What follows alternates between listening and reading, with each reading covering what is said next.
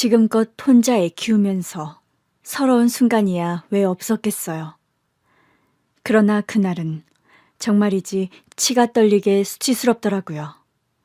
사부인은 등장부터 저를 아래로 깔보며 등장했어요. 옷은 또 어찌나 화려하던지 수수하게 입은 내가 괜히 초라하게 느껴지더라고요. 혼자 딸을 키우셨다고요? 예, 그랬습니다만. 인사도 없이 다짜고짜 그렇게 묻는데 말문이 턱 막히는 겁니다. 딸도 전혀 예상하지 못한 건지 화들짝 놀라더라고요. 아니, 설마 누구 애인지도 모르고 낳으신 건 아닐 거 아니에요? 예? 그렇잖아요. 누구 애인지도 모르고 낳았다는 건 그만큼 사생활이 깨끗하지 못했다는 건데. 어머니! 딸이 놀라서 예비 시어머니를 부르더라고요. 그러나 제가 손을 들어 딸을 제지했어요. 도대체 무슨 소리가 하고 싶어서 이러는 건지는 끝까지 들어봐야겠더라고요. 계속 말씀하세요. 그러니까 제 말은 우리 아들은 양가 부모도 온전히 있고 출처가 확실하다 이거죠. 그런가요? 그럼요. 적어도 대개 따님보다는 분명하다 이겁니다. 그래요. 양가 부모님이 다 계시니 출처가 분명히 있다고는 보입니다만 그 출처가 온전한지는 잘 모르겠네요. 예? 지금 뭐라고 하셨어요? 그렇잖아요. 사돈지간 될지도 모르는 사이에 처음 만나는 자리인데 예의도 없고 하고 싶은 말만 하시니 저도 그 출처의 수준이 좀 의심됩니다만. 지금 수준이라고 했어요? 근본도 없이 자란 댁의 딸보다 우리 수준이 낮겠어요? 근본이 왜 없습니까? 얘를 낳은 게 전데. 그리고 수준은 모르는 거죠. 양보다 질이라는 말도 있지 않습니까? 상견례 자리는 파국으로 치닫기 시작했어요. 순간 저도 아차 싶긴 하더라고요. 우리 딸을 생각해서 좀 참아야 했나 싶다가도 이 상황을 참아주는 게 정말 내 딸을 위한 건지는 모르겠더란 말이죠. 내가 우리 딸을 어떻게 키웠는데요. 남의 집에서 파출부하면서 키웠어요. 예비 사부인이 저러는 이유는 내가 미혼모인 것도 모자라 겨우 파출부라는 게 더 못마땅해서였겠죠. 처음부터 파출부하고 싶어서 하는 사람도 있나요? 물론 직업정신이 투철해서 가정부 일을 좋아하는 사람도 있을 순 있죠. 근데 저는 아니었어요. 저도 20살 때까지는 살림이라곤 한 번 해본 적도 없는 도시 여자였어요. 대학 갈 정도로 넉넉한 형편은 아니었어도 사무실에 취직해서 정갈하게 옷 입고 출퇴근하며 살았어요. 우리 딸을 낳기 전까지는 말이죠. 그 차 한 잔을 같이 하다가 생각보다 멀쩡한 사람 같다 싶어서 몇 번 더 만났죠. 그 사람이 내 인생 처음이자 마지막 연애 대상이었어요. 그 후로는 누굴 만난 적도 없어요. 우리 딸이 태어났으니까요. 홀로 딸을 낳은 뒤 애를 키우며 할 수 있는 일을 찾다가 파출부를 시작했어요. 애를 데리고 와도 된다는 부자노인 할머니 집에서 일을 했는데 그 할머니가 우리 딸을 참 예뻐해 주셨어요. 덕분에 저도 좀 살았죠. 딸이 초등학교 들어가기 전까지는 그 댁에서 지냈어요. 할머니가 돌아가시면서는 또 다른 집을 전전했지만 그 할머니를 만나지 않았다면 제 미혼모 생활은 시작부터 고난과 역경만 있었을 거예요. 우리 딸은 검사예요. 어릴 때 살았던 그 할머니 댁에 법전이 있었어요. 알고 보니 할머님 남편분이 판사셨다고 하더라고요.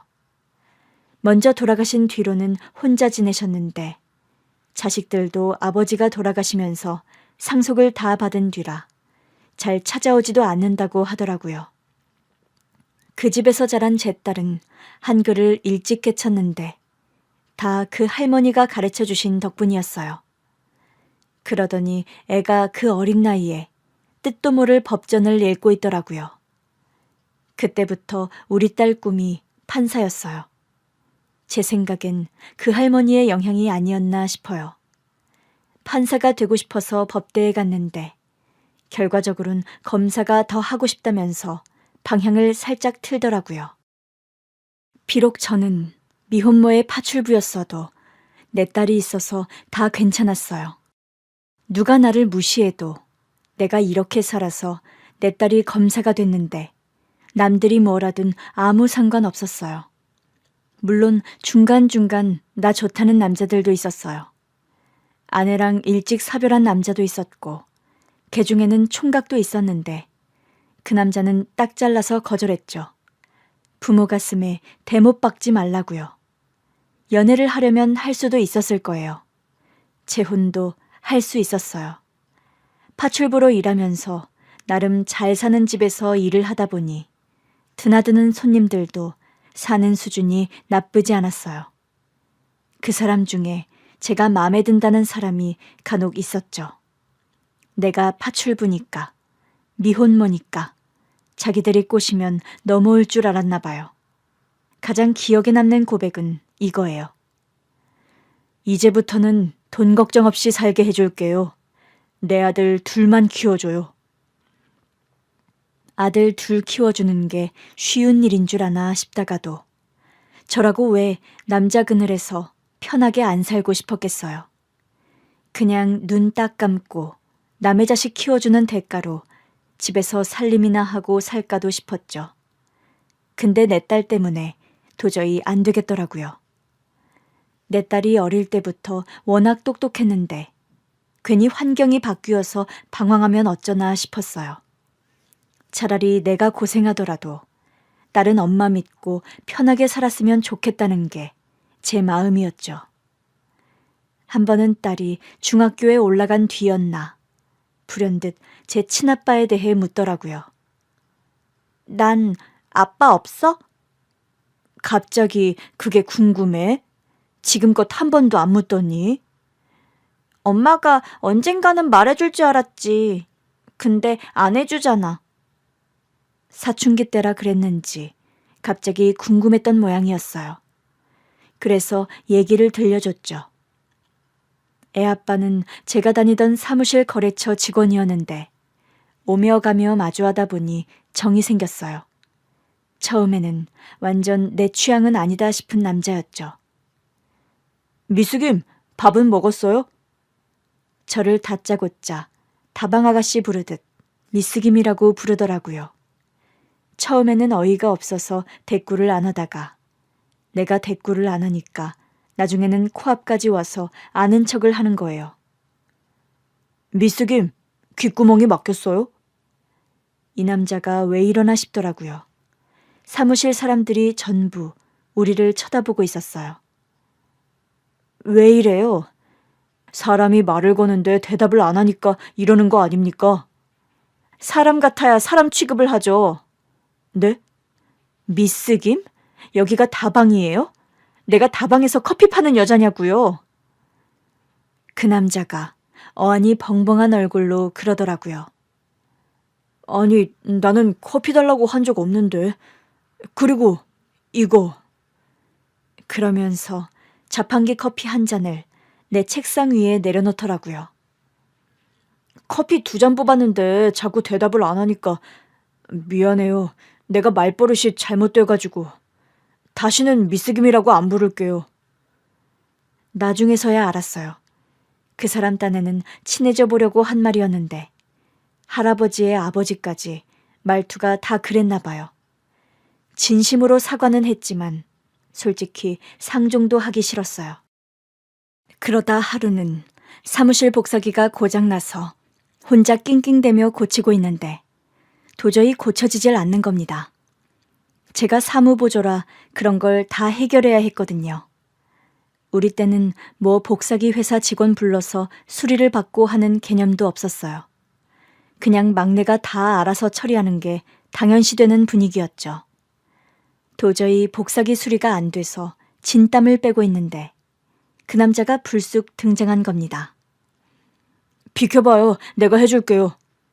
됐어요. 괜히 일 키우지 말고 저리 가요. 새님같이 생겨서는 무슨 복사기를 고치나 했거든요.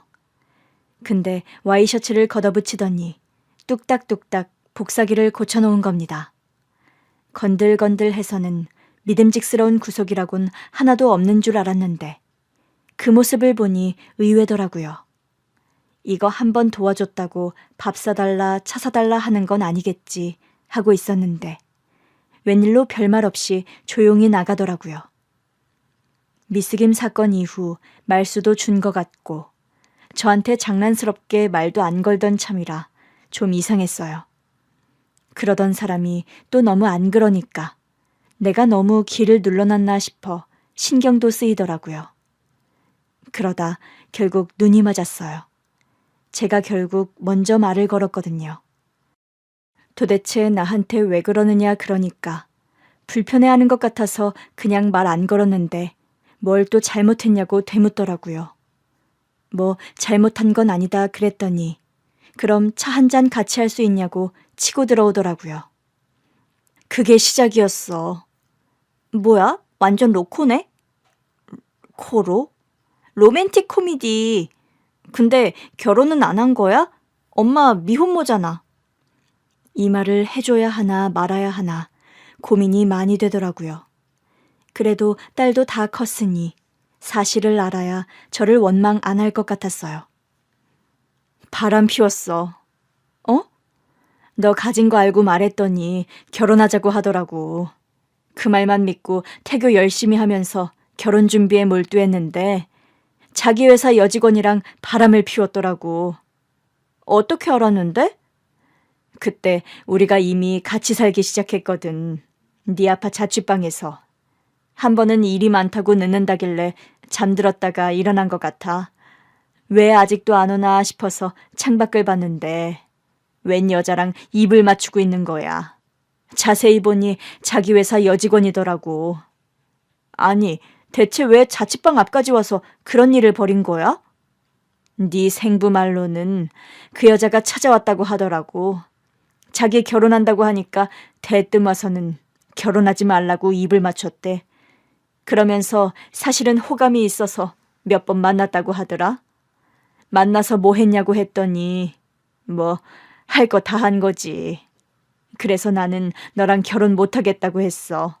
역겨워서 못하겠더라고. 그랬구나. 젊은 남자였잖아. 그럴 수는 있다고 생각해. 근데 나는 임신까지 해서 그런지 더 예민하기도 했고 솔직히 말하면 시간을 돌려도 용서는 안 될 것 같아. 누가 용서하래? 알았어. 내용을 알고 나니까 이해도 되고 속도 시원해. 우리 딸이 친아빠 얘기를 꺼낸 건 그때가 다였어요. 그래도 네 친아빠가 용서를 빌었었고 결혼하자고 끝까지 찾아오기도 했었다고는 알려줬죠. 실제로 그랬어요. 이미 그 여자랑 헤어졌다. 그냥 내가 임신했다고 하고 정말 결혼할 때가 되니까 괜히 심란했던 것 같다 그러는데 너만 심란하냐 임신한 내가 더 심란하다. 그러면서 쏘아붙이고 헤어졌거든요. 그런 성질머리라니 딸의 상견례장에서도 한마디를 안 지고 받아쳤죠. 내 귀한 딸이 검사가 되고 결혼하겠다고 했을 때 솔직히 하나도 걸리는 거 없다고 생각했어요. 내가 파출부면 어떻고 미혼모면 어떠랴. 내 딸이 검사인데 하는 배짱이 있었어요. 실제로 예비사위는 나온 대학도 평범하고 자기 아버지가 사장인 작은 회사에서 일하고 있었어요. 나중에는 물려받을 거라고는 하는데 사실상 우리 딸처럼 스스로 일군 건 없는 청년이었죠. 그래도 집안이 괜찮게 사는 것 같아서 우리 집이 부족한 걸 그 집이 갖고 있고 그 집이 부족한 걸 우리 집이 갖고 있다고만 생각했던 것 같아요.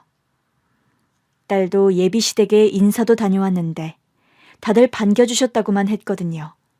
당연히 반겨줘야지 생각했다 보니 상견례장에서 마주한 예비 사부인의 무례는 꽤 불쾌했어요.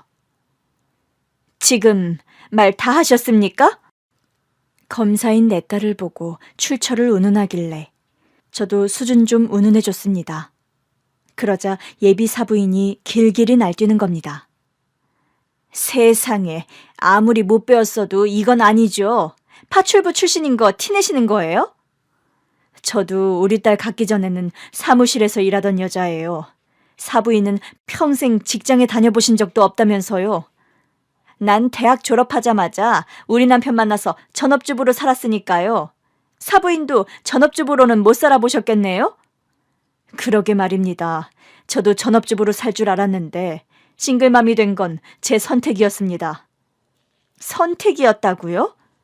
네, 어쩔 수 없는 선택이었지만 애아빠랑 결혼하려면 할 수도 있었어요. 근데 내가 성질이 안 돼서 못 참았죠. 그래 보이시네요. 무슨 일이 있었는지는 몰라도 저 같으면 말이에요. 내 자식을 아빠 없는 자식으로 키우진 않았을 겁니다. 사부인은 그러셨을 수도 있죠. 저는 아니었지만. 그래서 지금 잘하셨다는 거예요? 아니, 제가 못한 건 또 뭡니까? 사부인, 지금 저를 혼내시는 거예요? 제 선생님이세요? 아니, 뭐 이런 여자가 다 있어? 뭐라고요? 이런 여자? 이봐요, 사람이 근본을 알아야 사람이지. 안 그래요? 우리 애 아빠도 평범한 회사원이었어요. 됐습니까? 그걸 말로만 해서 어떻게 아느냐고요? 그때였어요. 우리가 있던 방문이 벌컥 열리더니 글쎄 애아빠가 등장한 겁니다. 아니, 당신이 여길 어떻게 알고 왔어? 우리가 참 오랜만에 봐서 당신이 내 설명을 잘못한 것 같아. 그게 무슨 소리야?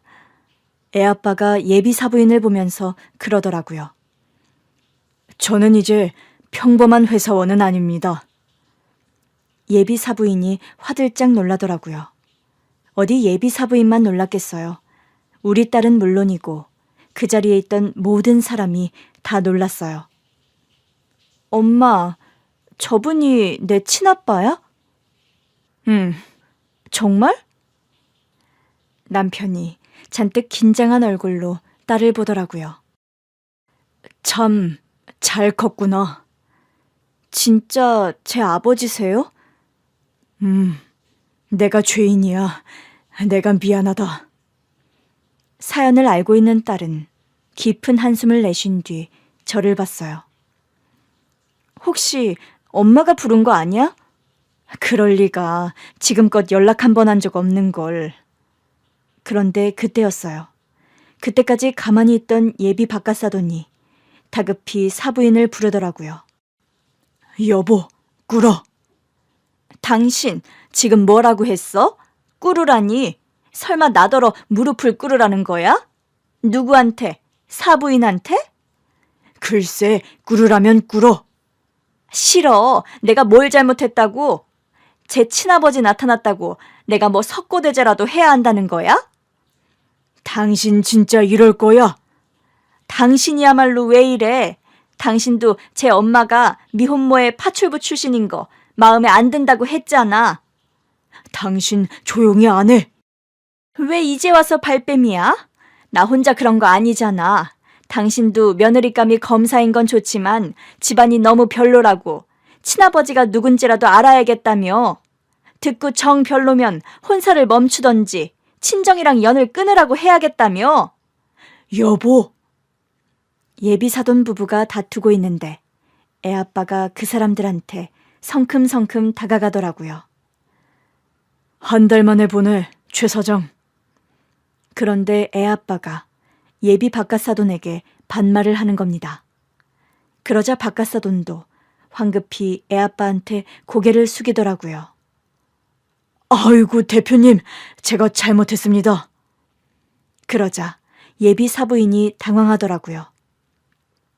여보, 당신 왜 그래? 당신은 사부인한테 빌어.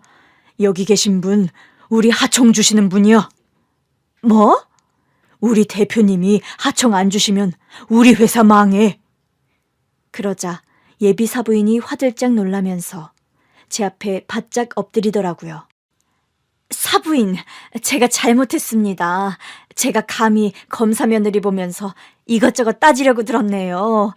사람 욕심이라는 게 왜 하나를 가지면 둘을 갖고 싶고 그렇잖아요? 제가 미쳤었나 봐요. 아니, 갑자기 왜 이러시는 거예요? 사부인 댁이 우리 애 아빠한테 하청받는다고 이러시는 거예요?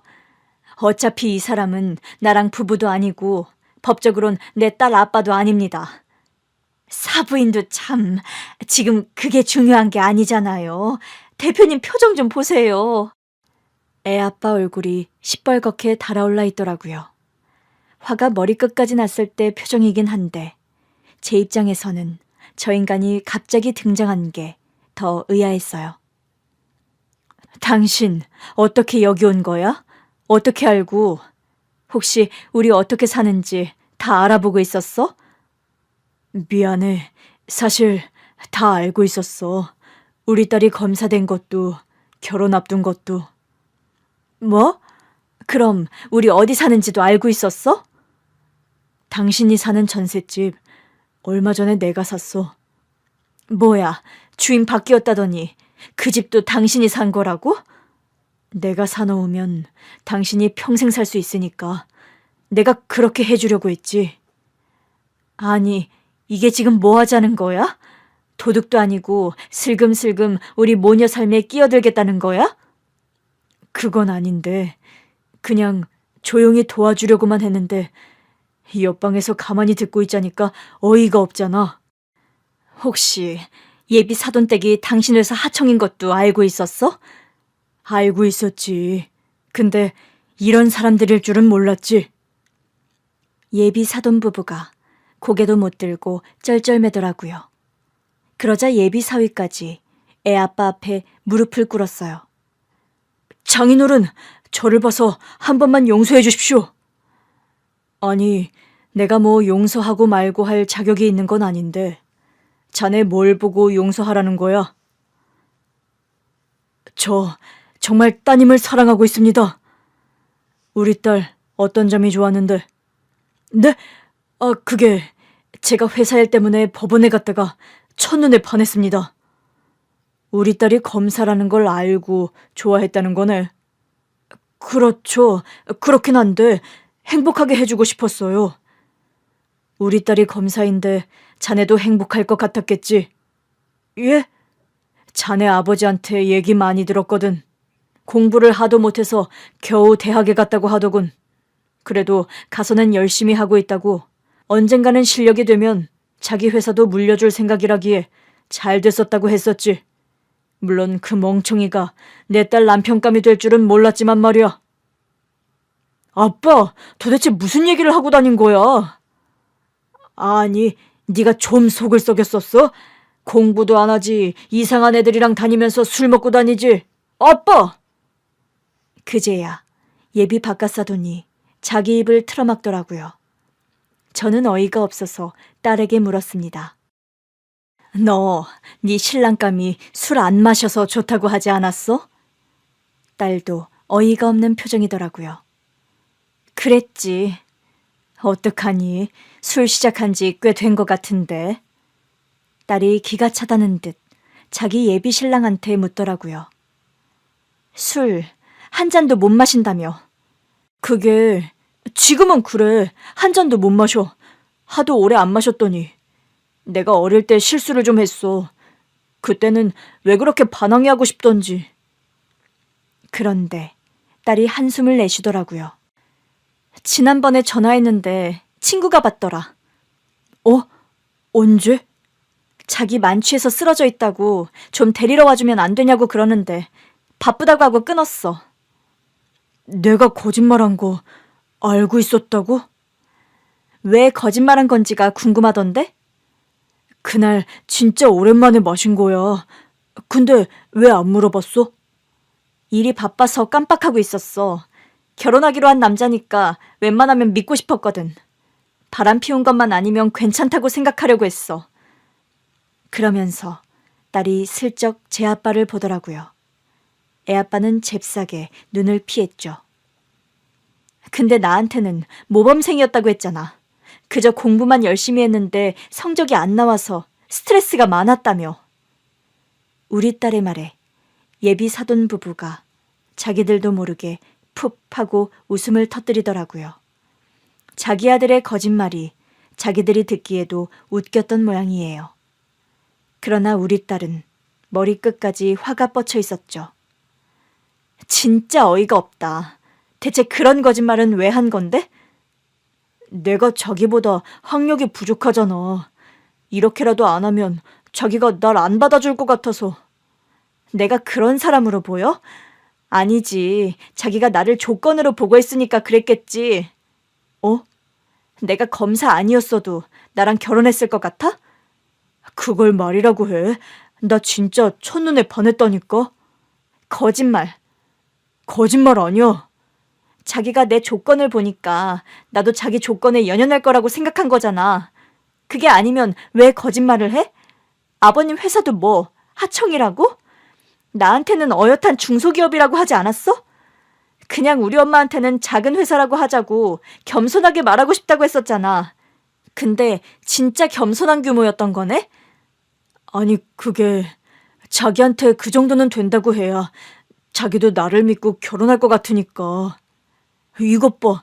자기도 지금 우리 아빠 회사가 하청업체라고 하니까 갑자기 구미가 확 떨어진 거 맞잖아. 구미가 떨어져? 내가 지금 물건 사는 거야? 자기 조건 보고 구미가 당기고 말고 하게? 그래서 자기는 내 이 모든 조건을 보고도 결혼할 생각이 있다고? 아니, 생각해봐야 할 것 같아. 그것 봐. 내가 거짓말 안 했으면 여기까지 오지도 못했을 거라고. 아니, 조건 때문이 아니라 자기가 나한테 거짓말을 했기 때문에 다시 생각하는 거야. 도대체 날 뭐로 본 거야? 그래, 너 좋은 대학 나왔고 검사야. 나도 알아. 그래서 우리도 최대한 네 흠잡아서 동등한 입장에서 결혼식 치르려고 했어. 뭐? 내 흠을 일부러 잡았다고? 자기 흠이라도 강조해야 결혼이 될 것 같으니까 그랬지. 너 지금 우리 엄마를 내 흠이라고 한 거니? 예비 사위가 또 당황하더라고요. 세상 사람들 기준에서 보면 흠으로 보일 수 있는 거니까 나는 절대 장모님이 흠이라고 생각 안 하는데 내가 못났다 보니까 그렇게라도 흠을 잡으려고 했다는 거지. 그래, 너는 우리 아빠 회사 하청업체 아들이라 좋겠다. 너 지금 눈에는 눈, 이에는 이다 이거야? 그래, 너도 무시당하니까 기분 더럽지? 그러니까 누가 우리 엄마 무시하래? 너도 똑같이 느껴보라고 흉내 좀 내봤다. 나는 네가 구멍가게집 아들이었다고 해도 상관이 없었을 거야. 나한테 속이는 거 없이 정직하기만 했다면. 내가 너랑 왜 사귀었는데 법원에서 처음 보고 첫눈에 반했다고 쫓아다니는 정성이 갸륵해서 순수한 사람이다 싶어서 만나기 시작했어. 우리 엄마는 미혼모가 파출부하신다고 하니까 어머니가 고생 많으셨겠다면서 눈물까지 글썽이는 널 보면서 결혼해도 좋겠다 싶었다고. 그런데 뒤에서는 우리 엄마를 흉보고 있었던 거야? 어떻게든 내 흠을 잡아서 너처럼 볼 것 없는 남자한테 어울리는 여자로 만들려고 했다고? 너 진짜 최악이구나. 세상에서 가장 못났어. 분위기가 그쯤 되자 애아빠가 나서더라고요. 내가 뭐 나설 입장은 아니지만 그래도 이 상견례는 여기서 끝내는 게 좋겠네요. 최 사장, 가족들 데리고 먼저 일어나요. 대표님, 저희가 해명할 기회를 좀 더 주십시오. 일단은 파합시다. 이대로는 서로 더 안 좋은 소리만 할 것 같으니까. 결국 그 집 식구들이 먼저 나갔고 저도 자리에서 일어났어요. 우리라고 뭐 더 할 말 있어? 우리도 가자. 딸에게 말했는데 딸이 자리에서 꿈쩍 않고 한숨만 내쉬더라고요.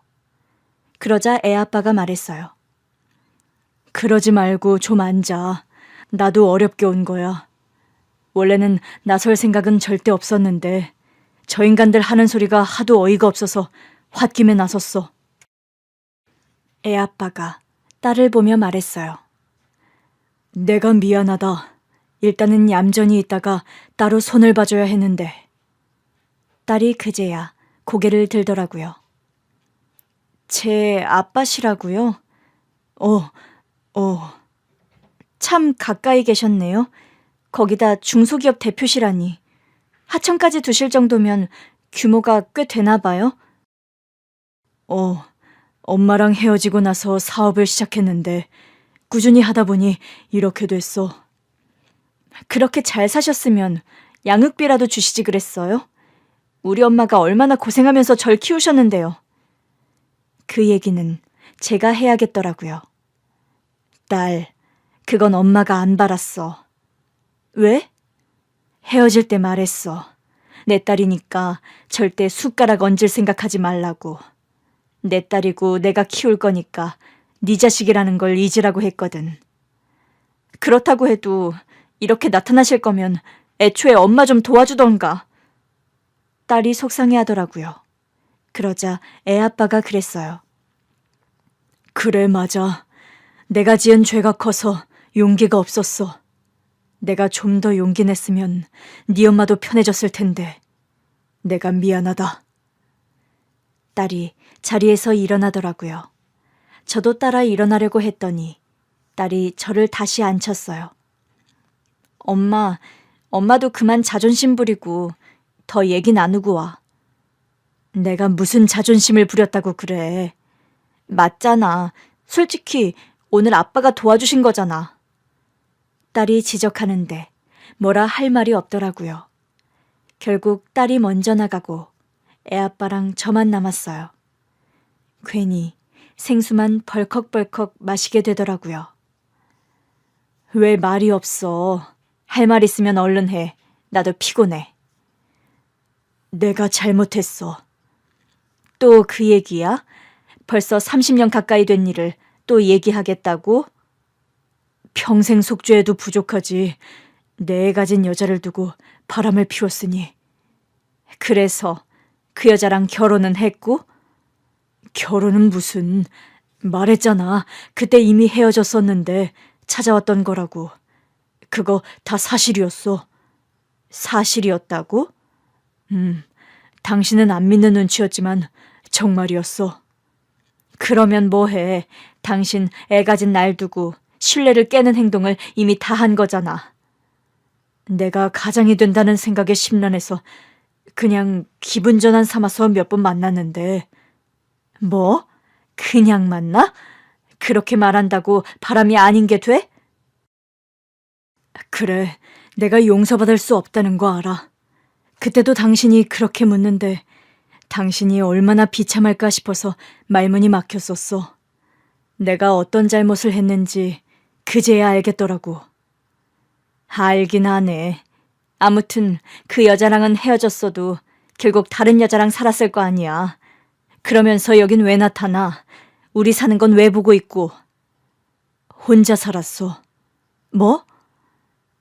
당신도 혼자 살았더라.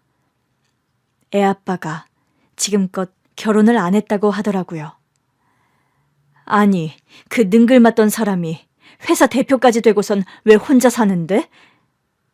속죄의 의미였지. 내 자식이랑 아내 될 뻔했던 여자를 배신한 주제에 어떻게 또 결혼을 꿈꿨겠어. 그냥 언젠가 내 가족들 만날 생각만 하면서 일만 했어. 누가 당신 가족이야? 당신이랑 우리 딸이 내 가족이지. 그 후로는 연애도 한 번 한 적 없어. 왜? 아니지. 그건 당신이 알아서 할 일이고 내가 뭐 알아야 돼? 그래, 당신이 알 건 없지. 내 말이 다 믿기지 않을 수도 있고. 근데 사실이야. 나는 당신밖에 없었어. 바람이나 안 피우고 말했으면. 그렇지. 당신으로선 아무것도 이해가 안 되겠지. 알아. 그래서 뭐 어쩌자는 건데. 이제와 우리 앞에 짜잔 하고 등장하면 내가 뭐 고마울 줄 알았어? 그래도 아까는 좀 쓸모 있지 않았어?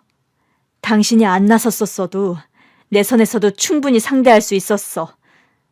하긴 당신 참 당당해서 좋더라. 내가 내 자식 이렇게 키웠는데 무슨 일을 했든 혼자 키웠든 내 자식이 내 업적이다 이거잖아. 당연하지. 내가 수준이 낮은 사람이면 내 딸이 이렇게 훌륭한 검사가 돼? 내가 파출부하면서 혼자 애는 키웠어도 늘 신문 읽던 사람이야. 우리 딸이 법전 공부할 때 내가 법전까지는 못 봐도 옆에서 신문 보면서 되도록 같이 깨어 있었던 사람이라고. 당신 정말 대단하다. 솔직히 우리 딸이 잘나서 잘 된 거지만 아무튼 나도 우리 딸한테 흠이 되고 싶지 않았어. 남들이 보기엔 흠이어도 적어도 내 딸한테는 떳떳했다는 말이야. 그래, 그런 것 같아. 제 말을 다 수긍하고 있는 애아빠를 보는데 마음이 좀 누그러지긴 하더라고요. 그래, 오늘은 고마웠어. 자기는 남편 있다고 떽떽거리는데 솔직히 기가 좀 죽을 뻔했거든. 어떻게 당신 회사 하청이래? 참 기가 막힌 우연이네. 결국 우리가 다시 만나려고 그런 거 아닐까? 어디서 또 수작이야? 그러지 말고 우리 이제라도 같이 살아보는 건 어때? 그때는 나도 어려서 책임감이라는 게 부담스러웠던 것 같아. 그러니 나가서 헛짓거리하면서 당신 속을 뒤집었겠지. 근데 지금 와보니 내가 책임지고 싶은 사람이 있다는 게 행복이더라고. 나는 평생 그 행복을 모르고 살았어. 그 행복은 꼭 당신이랑 우리 딸이랑 누리고 싶었으니까. 누가 누리지 말래? 내가 얘는 내 딸이다. 당신은 신경 쓸 거 없다 했잖아. 그래. 그래서 우리 딸이 법대 들어가고 나니까 차마 연락을 못 하겠더라. 그게 무슨 소리야? 그 즈음에 회사가 탄탄하게 자리 잡았거든.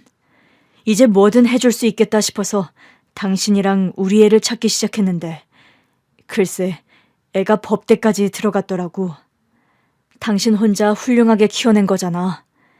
거기다 대고 어떻게 연락을 해. 맘 같아선 등록금이고 뭐고 다 대주고 싶었지. 근데 당신이 날 가만둘 것 같지 않더라고. 아까 한 말처럼 어디 있다가 이제 와서 밥숟갈을 얻냐고 혼낼 것 같았어. 지금은 안 혼날 것 같아? 지금도 마찬가지야. 그래, 알았어.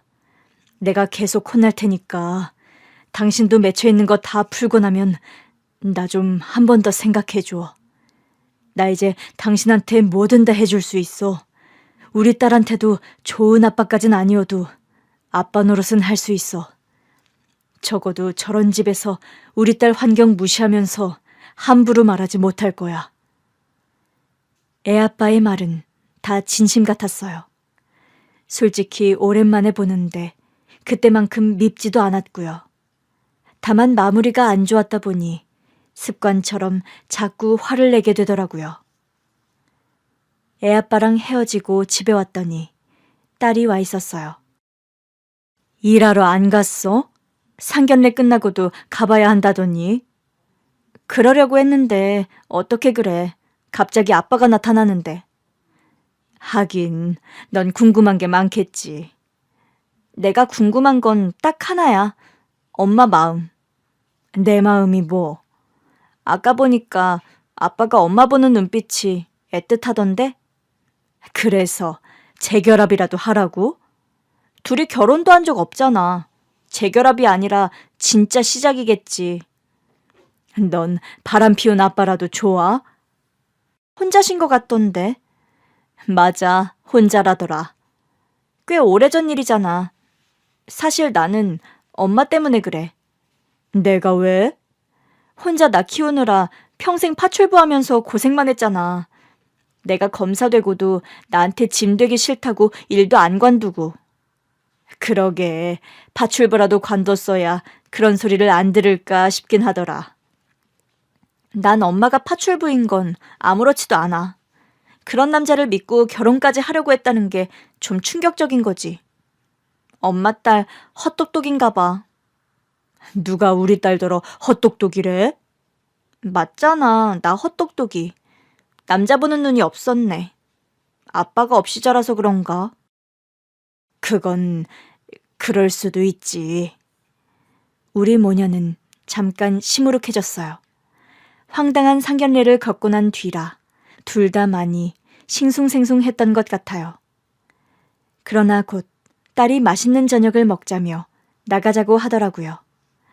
딸과 함께 좋은 데서 맛있는 걸 먹고 오니 기분이 좀 나아지긴 하더라고요. 그 사이 아빠에게서 문자가 와 있었어요. 애는 좀 어때?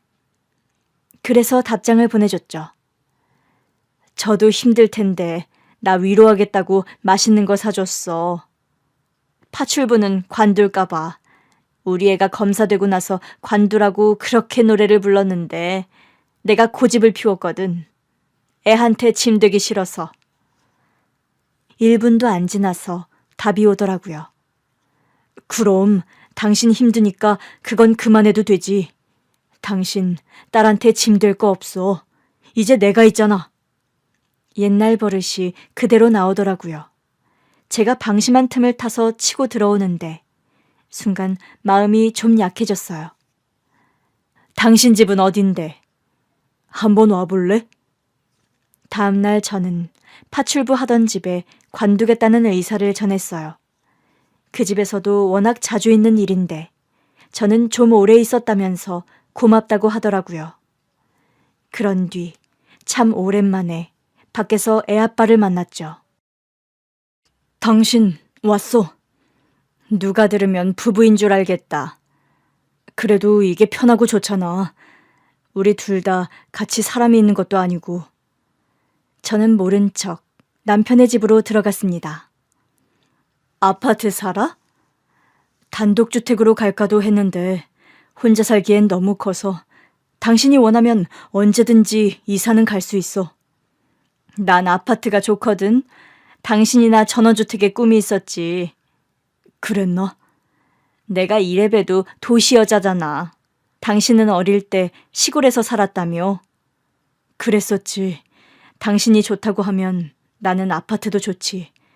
당신이랑 살 수 있다면 어디든 어떻겠어. 자꾸 능글맞게 재결합을 유도하는데 딱 잘라 말했어요. 내가 오늘 보자고 한 건 우리 딸 결혼 문제로 상의할 게 있어서야. 그럼 뭐든 말해. 나야 도움이 되면 좋지. 그 집 말이야. 결혼시켜도 괜찮은 집이야? 결혼시킬 생각이요? 우리 딸이 꽤 실망한 눈치긴 한데 그래도 고민해보겠다고 하더라고. 그냥 깨는 게 아니라. 응. 남자친구 앞에서는 뭐라고 쏘아붙이긴 했지만 남자친구가 늘 자기 눈치를 많이 봤었대. 자기가 부족하다고 생각하는 것 같기도 했고 그래서 우리 딸이 더 잘해주려고 했었다는데 막상 거짓말도 하고 그런 거 보니까 남자친구 마음에 압박이 심했나 싶어서 마음이 또 아픈가 봐. 하여튼 속없기는. 내 말이 그건 당신 닮은 것 같아. 나 같으면 딱 잘라서 안 하겠구만. 그래도 함께한 시간이 몇 년 되니까 그냥 접는 것도 어려운가 봐. 우리 애가 정이 깊거든. 그러게 나 닮은 거 맞네. 사실 뭐 하청으로 나쁜 회사는 아니었어. 나름 재정도 탄탄하고 운영도 정직하게 하는 회사라 하청 중에서 가장 오래된 회사긴 해. 그래? 뭐 작은 회사긴 해도 아들이 물려받을 정도는 될 거야. 내가 알기론 그 아버지 때부터 계속 해온 회사거든. 그러면 꽤 오래된 회사네. 그렇게 오래됐는데도 탈 없이 운영된 회사라서 우리도 믿고 맡겼던 거야. 그런데 실제로도 괜찮더라고. 그래서 재계약할 때마다 조건도 점점 더 좋게 해주고 있어. 우리 회사만큼 좋은 조건으로 계약 제시하는 것도 없긴 할 거야. 그래도 나로선 믿고 맡길 하청이 있다는 게 진짜 고마운 거거든. 생각보다는 멀쩡한 집안이네. 아마 우리 딸이 검사라 자기 아들이 위축돼 살까봐 더 그랬던 게 아닌가 싶어. 안 그래도 최 사장이 연락을 해왔더라고. 뭐라고? 아들이 하도 우리 딸한테 쩔쩔매길래 자기네 부부가 아들을 가스라이팅 하듯이 계속 그 생각을 주입했대. 우리 딸이 아무리 검사라고 해봐야 파출부 미혼모 손에 컸다. 그러니 위축될 거 없다 그러면서. 아무리 그래도 그렇지 자기 자식만 중요해? 나는 고사하고 내 자식이 상처받을 건 생각도 안 했던 거잖아. 그리고 뭐라고 했어? 정 나랑 말이 안 통하면 나랑 연을 끊고 살게 할 생각이었다고? 그것도 그냥 센 척한 거였다고 하더라고. 그렇게 말해야 당신이 듣는 척이라도 해줄 것 같아서 그랬나 봐.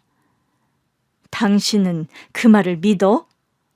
꽤 오래 본 사람이라서 교양은 좀 없어도 우직해. 정말이야? 그럼 내가 설마 우리 딸 혼사를 두고 엉뚱한 소리를 하겠어? 애아빠가 그 정도로 말을 하니 아주 막장 집안은 아니구나 싶긴 하더라고요. 그날 저녁, 애아빠가 태워다 주겠다는 걸 고사하고 집으로 돌아왔는데 집 앞에 예비 사위가 와 있더라고요. 무슨 일인가?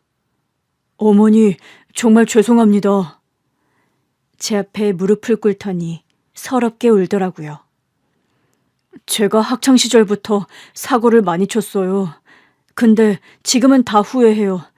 이렇게 멋진 아내를 만날 줄 알았으면 저도 공부 좀 하는 건데 구색이라도 맞게 조금 더 좋은 대학이라도 나왔어야 했는데 하고요. 왜 그랬던 건데? 아버지 회사 물려받을 거라 그냥 막 살았어? 아니요. 오히려 물려받고 싶지 않아서 말을 더 안 들었어요. 부모님이 하라고 하는 걸 다 반대로만 하고 다녔으니까요. 근데 그렇게 살았더니 결국 아버지 회사로 들어오는 것 외에는 먹고 살 방법이 없더라고요. 부모님은 이제라도 열심히 배우면 된다고 하셨고 저도 그래서 이제는 부모님 속 안 속이고 성실하게 살아야겠다 하던 차에 아내한테 첫눈에 반했던 거예요. 그 말은 사실인 거야? 그럼요. 진짜 첫눈에 반했어요. 솔직히 아무리 검사라고 해도 지나가는데 무턱대고 만나달라고 할 수는 없는 거잖아요. 진짜 태어나서 처음으로 첫눈에 반했는데 그래서 무턱대고 쫓아다니기 시작했는데 제가 내세울 게 너무 없는 거예요. 자넨 아버지 회사도 있었잖아. 그건 솔직히 제 능력으로 일군 게 아니잖아요, 아직은. 제가 나중에 물려받아서 잘 운영하면 또 모르겠는데 이 사람 처음 만났을 때는 더더구나 밑바닥부터 시작할 때라 더 아버지 회사를 운운할 순 없었어요. 그런데도 여자친구가 제 열정을 받아주더라고요. 잘 좀 살 걸 싶고 이제라도 잘 살아야겠다 싶었는데 과거는 숨기고 싶었어요. 도대체 얼마나 잘못했는데 상견례장에서 들은 것보다 심한 거야? 아니요, 그건 아닌데 그래도 저는 부끄러워요. 어린 나이에 노는 애들이랑 어울려 다니면서 술 먹고 집에도 안 들어가고 그랬으니까요. 여자친구가 워낙 올곧은 사람이었다 보니 그런 제 전적을 들으면 실망할 것 같았어요. 절대 내 인생에서 두 번 다시 못 만날 여자라는 생각 때문에 저도 모르게 거짓말까지 했던 것 같아요. 정말 잘못했습니다. 저희 부모님이 저지른 무례도 용서해 주세요. 조만간 사과 꼭 하고 싶으시다고 제발 좀 만나달라고 부탁하셨어요. 밥은? 네? 저 회사 끝나고 바로 오는 길이라 여자친구가 전화를 안 받아줘서요. 들어와. 밥 먹다 보면 올 거야. 정말요? 뭐해. 동네 사람들 다 보는데 언제까지 거기서 무릎을 꿇고 있을 거야? 결국 사위한테 간단히 밥도 해먹이고 사위가 설거지하는 모습을 보는데 애아빠한테 들은 얘기 때문인지 성실하게 잘 살 것 같기도 하고 마음이 왔다 갔다 하더라고요. 얼마 후 예비 사돈 부부까지 와서 고개도 묻들고 사과를 하는데 그냥 저는 제 딸의 의견을 따르겠다고 했어요. 제가 사과도 받았고 애아빠한테는 말 잘 해놓을 테니까 애들 결혼이랑 회사 일을 결부짓지 마세요. 애아빠도 사적인 감정으로 일 처리할 사람 아닐 거예요. 결혼은 애들 뜻에 맡기죠. 사부인 정말 감사합니다. 마음을 풀어주시니 이제야 두 다리 뻗고 잘 것 같습니다. 사실은 사부인 참 대단하시다고 생각했어요. 우리처럼 풍족하진 않아도 부족한 것 없이 산 사람들도 자식 농사는 잘 못 짓는데 부럽고 무안하고 그래서 더 못된 소리만 했습니다. 정말 죄송합니다. 솔직히 말할까요? 예? 두 분을 어디까지 믿어야 할지는 잘 모르겠어요. 다만 성실하게 집안 사업도 잘 이끌어 오신 것 같고 어쨌든 이제 애 아빠가 있으니 사돈댁도 우리 딸한테 함부로는 못하시겠죠. 그래서 사돈댁이 아니라 똑똑한 우리 딸의 선택을 믿어보려고요. 그럼요. 절대로 그렇게 못하죠. 정말 죄송합니다. 결혼해도 절대 애들 사는 거에 간섭 안 할게요. 절대 시집살이 할 일 없어요. 제가 지은 죄가 있는데 절대 그렇게 못하죠. 뭐 당연한 소리를 대단하게 하세요? 아유, 죄송합니다. 제가 또 말실수를. 어쨌든 애아빠 덕에 사돈부부 길을 확실히 꺾었더라고요. 그래도 내 딸 시부모가 될지 모르는데 못되게 굴 필요는 없다고 생각했어요. 사람 일이 또 어떻게 될지 알 수 없는 거고요. 저도 정중하게 부탁했습니다. 이쯤 했으면 저도 속상한 건 다 푼 것 같아요. 서로 마음 상한 건 이만 풀지요. 자식들끼리 결혼하게 된다면 우리도 가족인데 실수도 덮어주는 게 가족이잖아요. 제가 우리 며느리한테 정말 잘하겠습니다. 우리 검사 며느님 일하는데 지장 안 가게 애들도 제가 다 키워줄게요. 그것도 애들이 알아서 할 일이죠 뭐. 노인애들 병나요. 적당히만 하자고요. 그런가요? 그래도 검사가 그냥 되는 것도 아니고 도와줘야죠. 우리 며느리가 나중에 큰일 할 수도 있는 거잖아요. 우리 아들더러 이제는 네 마누라 잘난 거 받아들이고 외조 잘하라고 했어요. 결국 우리 딸은 결혼했어요. 그 집 식구들이 줄줄 찾아와 속죄했다고 하니 결국 딸도 못 이기는 척 넘어가더라고요. 애아빠는 딸의 신혼집으로 비싼 주상복합 아파트를 선물해줬어요. 물론 그렇다고 우리가 합친 건 아니었습니다. 애아빠랑 저도 꽤 오래 대화를 나눴었어요. 그러나 제 결론은 이랬습니다. 이제 지난 일이니까 다 잊고 우리 딸 엄마 아빠로 잘 지내자. 정말 그래야겠소? 이제 와서 둘이 살림을 합치고 하는 건 좀 아닌 것 같아. 용서는 하지만 우리 인연은 이 정도가 적당하지 않나 싶어. 깨진 그릇을 다시 붙인다고 자국이 없어지는 것도 아니잖아. 내가 시기를 놓쳤지. 알아. 똑 부러지는 당신다운 결정이네. 그러자 애아빠가 저한테 건물을 증여해주고 싶다고 하더라고요. 월세로도 충분히 생활할 수 있을 거야. 당신 주려고 했던 거니까 받아둬. 우리 딸 키우느라 고생만 했잖아. 이제는 당신 하고 싶은 거 하면서 자유롭게 살았으면 좋겠어. 처음에는 망설였는데 우리 딸도 받으라고 하더라고요. 그래도 자기 아빠가 주는 건데 뭐 어떠냐면서요. 엄마, 이제라도 엄마가 한 마음고생, 나 혼자 키운 보상을 받는다고 생각해. 그걸 줘야 한다면 아빠가 주는 게 맞잖아. 너 아빠한테 지령받고 이러는 거지? 어떻게 알았어? 요즘 부녀지간이 아주 정답더라. 둘이 밥도 먹으러 다니는 것 같고. 사실 우리 신혼집도 내가 골랐는데? 뭐? 네가 그 비싼 집을 사달라고 했다고?